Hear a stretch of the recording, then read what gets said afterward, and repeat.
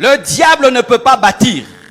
Il ne peut pas aider. C'est pourquoi même quand on parle de la magie blanche, c'est une magie satanique et démoniaque. Il n'y a pas de bonne magie, il n'y a pas de démons gentils. Les démons gentils n'existent pas. Il n'y a pas les démons qui protègent la famille. Tous les démons protecteurs des familles sont des destructeurs des familles. Oh, nous avons la sorcellerie qui protège la famille. Ça n'existe pas un Satan qui protège. Ça n'existe pas un Satan qui guérit. Satan ne guérit pas. Il déplace les maladies et il donne des plus grandes maladies parce que tu es venu chez lui. Et lorsque même il te prédit un avenir, il va faire que les démons viennent pour l'accomplir, afin que tu dises que c'est lui qui l'a fait. C'est pourquoi vous, qui avez rencontré des personnes qui vous ont annoncé le futur par le diable, refusez de vivre cela. Parce que si tu le crois, ça va s'accomplir. Le diable ne sait que dérober, égorger, détruire. Toutes les personnes qui sont allées dans le monde des ténèbres pour se faire aider, même si vous avez reçu quelque chose, on vous a volé beaucoup plus que ce qu'on vous a donné. C'est un escroc qui te donne 10 $ pour te prendre 10 000 $. Un jeune garçon, vous imaginez, très très jeune, il est à l'université. Il va voir un féticheur pour réussir dans ses études. Et on lui donne le succès dans les études. Mais ce qu'il ne sait pas, c'est qu'une malédiction a été mise sur sa vie. Tous ses enfants devaient mourir. Non, l'enfant qui devait aimer le plus devait mourir. Et maintenant il devient riche et la fille qu'il aimait le plus meurt. Vous voyez l'escroquerie. Ne consultez jamais les marabouts. Jamais les féticheurs. Et n'allez jamais même chez un féticheur pour dire « On m'a volé telle chose, j'aimerais que tu puisses nous montrer. » Même s'il vous montre qu'il a volé, il a mis des choses dans vos vies.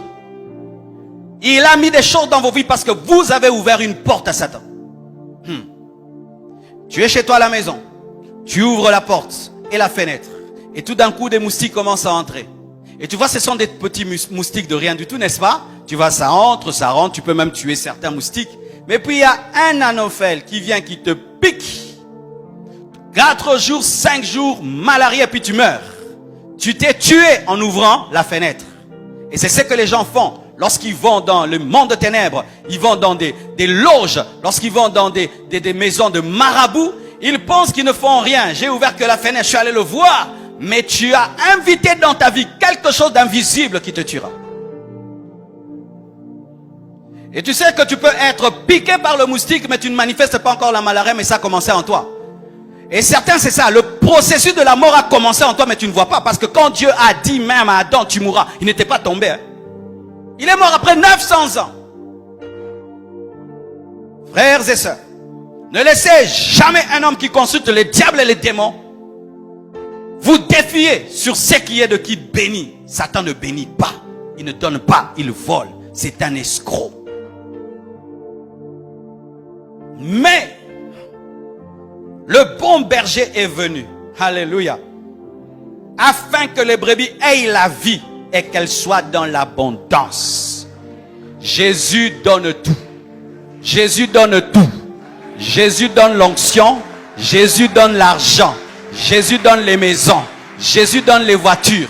Jésus donne les enfants. Jésus donne des maris, des femmes. Jésus donne les voyages, mais dans la paix, dans la joie, dans la puissance du Saint-Esprit. Tu as la joie, tu dors en paix et tu peux témoigner comment est-ce que Dieu t'a donné. Tu n'as pas de problème de conscience parce que tu sais que tu les as eus légalement. Oh, donne-moi un amen. Vous le croyez, mes frères? Même si tu ne vois pas encore l'abondance, l'abondance est en route. Car tout chrétien est béni. Oui, mes frères, tout chrétien est béni. La plus grande bénédiction du chrétien, c'est une personne. Jésus-Christ de Nazareth.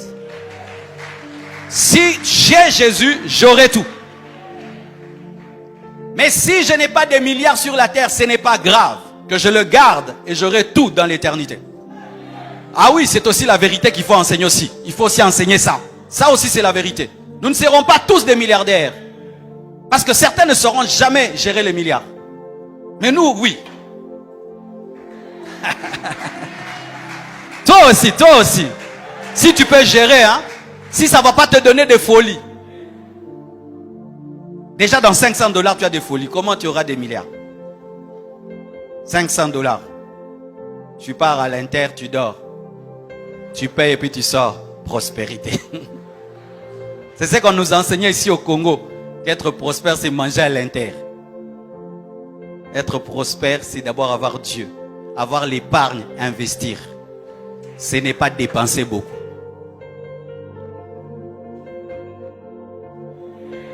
Amen.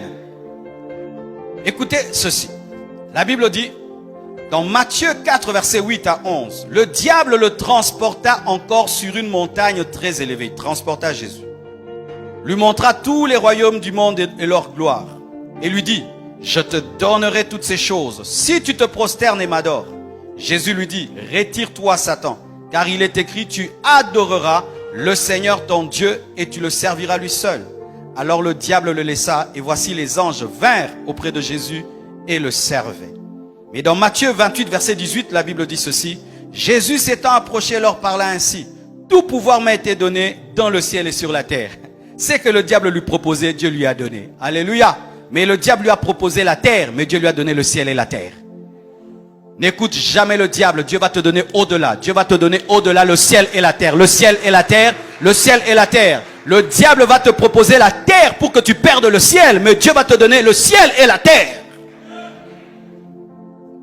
Et je vous dis mes frères, dans ce monde-ci, aucun homme ne peut réussir très brillamment, être très riche sans Dieu ou sans le diable.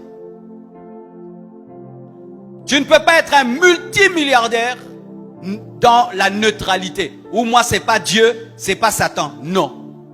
Ce niveau-là dans ce monde, pour l'atteindre, tu dois adorer quelqu'un. C'est pourquoi Satan a dit, si tu m'adores, je te donne. C'est un principe. Ces choses-ci, je ne les donne qu'à mes adorateurs. Tu peux avoir un petit succès du quartier, c'est pas grave. Mais quand tu veux toucher le monde, soit tu adores le diable, soit tu adores Dieu. Quand tu entends quelqu'un, tu dis, toi tu es ceci, milliardaire et une influence planétaire. Tu crois en Jésus? Non. En Dieu? Non. Comment? Mon intelligence? Menteur. Impossible. Satan ne peut pas te permettre d'influencer le monde comme ça. Et lorsque tu as Dieu et tu l'adores, lorsque le diable vient, il ne peut te toucher parce que tu as la capacité de lui résister comme Jésus. Il y a très longtemps, mes frères, j'ai vécu ce verset. Ce verset, je l'ai vécu. J'étais allé à Brazzaville avec mon épouse prêcher la parole. Je finis de prêcher la parole et puis je vois une vision. Très claire, mes frères. Je vois un être venir de très loin avec une grande foule derrière lui. Marchant comme s'il planait dans les airs et toute cette foule le suivait. Vous voyez les images, les vidéos qu'on avait de Michael Jackson, comment il marchait avec une foule qui le suivait. Et je vois, et je vous assure, il était d'une beauté extraordinaire. Et je regardais, j'ai dit, ça c'est quel genre d'homme qui a cette beauté? On croirait même une femme. Et je regardais, et je regardais. Et lorsqu'il s'est approché de moi, j'ai remarqué une chose. Il était très beau, mais son regard était sombre, rempli de haine et d'orgueil.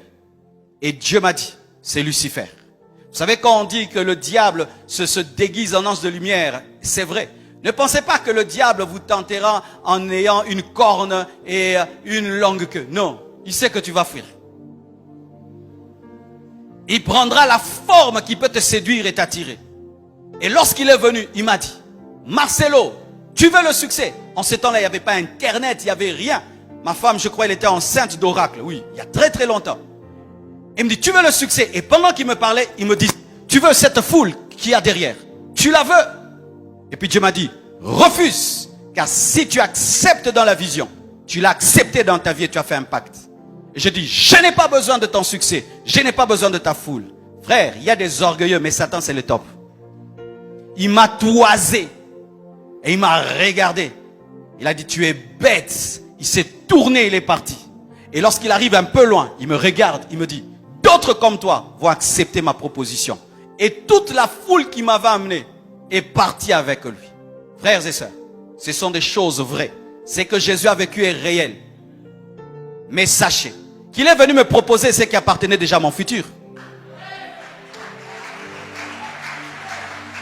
Je lui ai dit non. Après des années, l'internet est venu. Dieu m'a dit, va sur YouTube, va sur Facebook. On a commencé à prêcher. On pensait que c'était la blague. Et la gloire de Dieu est venue. La faveur est venue. L'explosion mondiale est arrivée. Le diable est un menteur. Il te propose ton futur. Il te propose ton futur. Il te propose ton futur. Donne-moi un amen que je te parle. Lorsque le diable te propose des grandes choses, il est en train de prophétiser que tu seras grand. Résiste-lui. Lorsque les démons te proposent des grandes choses, ils savent que tu seras grand. Résiste. Il est en train de me prophétiser que je serai un homme béni. Quand on vient te dire, prends, touche à la magie pour devenir riche, tu seras riche. C'est une prophétie que tu seras riche. Je prie Dieu, il me donne rien, mais le féticheur là m'a dit, si seulement j'accepte, j'aurai. Non, tu les auras sans eux. Jésus a reçu la gloire et le pouvoir au ciel et sur la terre sans l'aide du diable. C'était sa destinée, mais ce n'était pas le moment. Le diable vient te donner avant le temps, c'est que Dieu va te donner parce qu'il sait que tu n'es pas prêt pour vivre cela.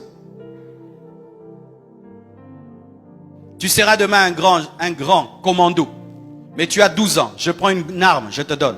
C'est vrai, quand tu auras 25 ans, tu pourras manier des autos blindés et des armes terribles. Et ça appartient à ton futur. Mais si je prends cette arme-là que tu vas manier à 25 ans, je te la donne à 12 ans. Même si tu seras un commando, je t'ai tué. C'est ce que Satan fait des fois. Il t'amène aujourd'hui ce qui sera à toi, mais il sait que tu n'es pas prêt de le vivre. Jésus devait souffrir. Il devait prêcher. Il devait accepter qu'on le maltraite. Ce n'était pas le temps de régner. Mais lui voulait amener le règne avant la souffrance. Et c'est qui allait nous empêcher d'être sauvés. Il a voulu l'amener être un lion alors qu'il devait vivre comme un agneau. Car c'est l'agneau qui est crucifié. Ce n'est pas un lion qu'on crucifie. Est-ce que vous comprenez ce que je dis? Tu peux être là. Tu vis quelque part. Tu es une fille. On t'envoie et on t'envoie et on t'envoie. Tu es une belle femme. Tu peux dire non, je me marie et tout. Mais Dieu veut que tu sois dans cette maison-là pour apprendre à cuisiner, à gérer une maison, à t'humilier, à voir comment dans un couple, une femme vit avec un homme pour que tu sois une bonne femme.